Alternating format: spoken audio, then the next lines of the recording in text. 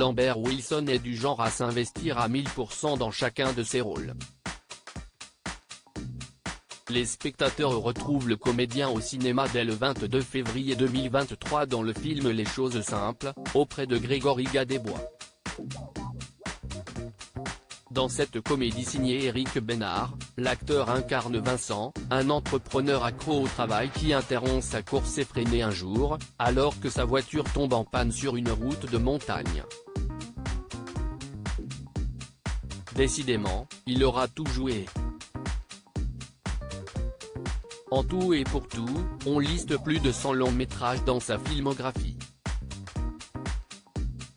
Avec certaines expériences plus difficiles que d'autres. J'ai eu du mal à redescendre sur le plateau de l'émission C'est à vous. Lambert Wilson a effectivement été questionné à propos du tournage du film Des hommes et des dieux, sorti en 2010.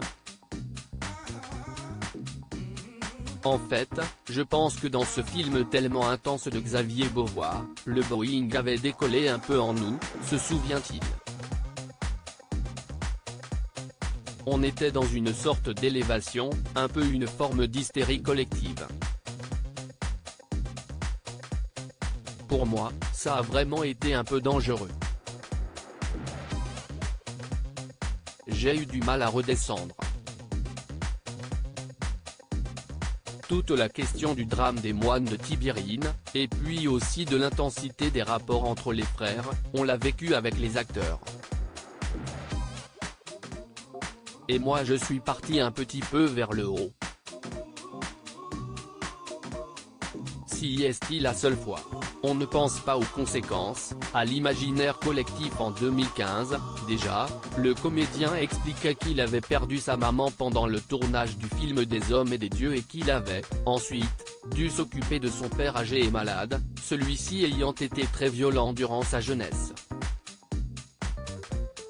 Un an plus tard, Lambert Wilson a perdu son papa et s'est retrouvé plongé dans une dépression.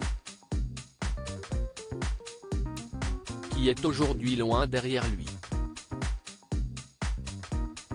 Quant à ses rôles au cinéma, il en a vécu d'autres. Des vertes et des pas mûres.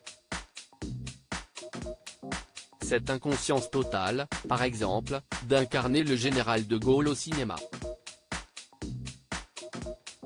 On ne pense pas aux conséquences, à l'imaginaire collectif, assure-t-il. Si est après qu'on prend conscience du danger. Les gens aiment et vivent avec un personnage, ils sont attachés, ils ont une image précise. Et on s'en empare. J'adore le film de Gabriel Le Baumin mais je pense que si est trop complexe la réalité de Gaulle pour la réduire à 1 ou 2 heures et en faire une incarnation. Je n'étais pas si fier de moi.